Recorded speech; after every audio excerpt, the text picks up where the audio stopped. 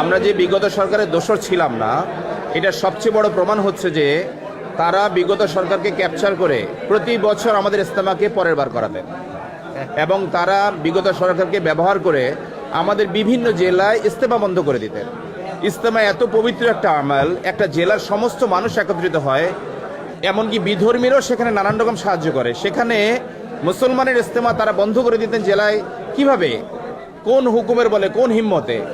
বিগত সরকারের স্বরাষ্ট্রমন্ত্রীর ছেলে ওই দুষ্ট পক্ষের একজনের বিজনেস পার্টনার হওয়ার কারণে স্বরাষ্ট্রমন্ত্রীকে সরাসরি ব্যবহার করে তারা আমাদের ইজতেমাগুলো বন্ধ করে দিতেন, মসজিদগুলো থেকে জামাতগুলোকে বের করে দিতেন এবং আমাদের ইজতেমা প্রতি বছর দ্বিতীয়বারে করতেন।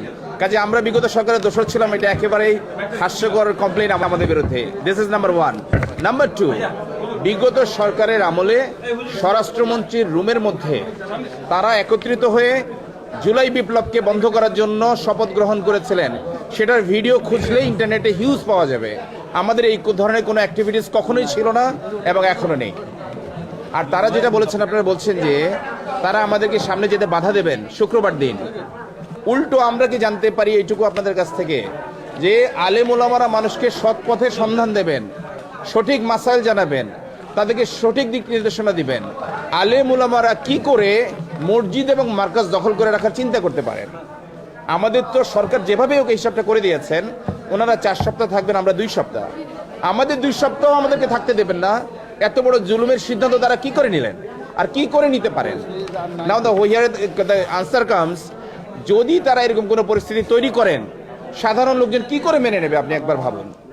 আমাদের যখন যাওয়ার সময়, সে সময় অন্যায়ভাবে জুলুম করে কেউ আমাদেরকে যেতে দেবেন না, এইটা আমাদের সাথীরা কিভাবে মেনে নেবে? আপনি চিন্তা করুন কতটুকু মনের মধ্যে কষ্ট পাবেন তারা এবং কতটুকু আপসেট হবেন। এই জন্য আমরা গত বেশ কয়েকদিন ধরে সরকারের সর্বোচ্চ লেভেল থেকে শুরু করে জুনিয়র লেভেল পর্যন্ত লিখিত চিঠি দিয়েছি, মৌখিকভাবে জানিয়েছি, মিটিং করেছি। কারণ কাকরাইল মসজিদ অসম্ভব সেন্সিটিভ জায়গায় এবং ইম্পর্টেন্ট জায়গায়। পাশেই প্রধান উপদেষ্টা ডক্টর ইউনূস আছেন, অন্য সব উপদেষ্টারা আছেন, প্রধান বিচারপতি পাশে আছেন। সেটা ঠিক সামনে হচ্ছে কাকরাইল মসজিদ।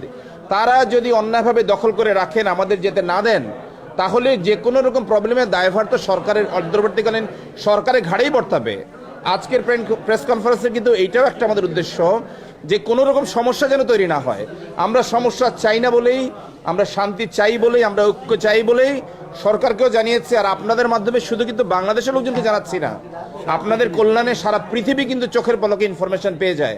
আমরা সারা পৃথিবীর মানুষকে এই জুলুম, অন্যায় জানাতে চাই যে মার্কাজ এবং মসজিদ দখল করে রাখার যে ষড়যন্ত্র, এই ভুল পথে যেন তারা কিছুতেই পা না বাড়ান। এটা আমাদের তাদের কাছে আবেদন।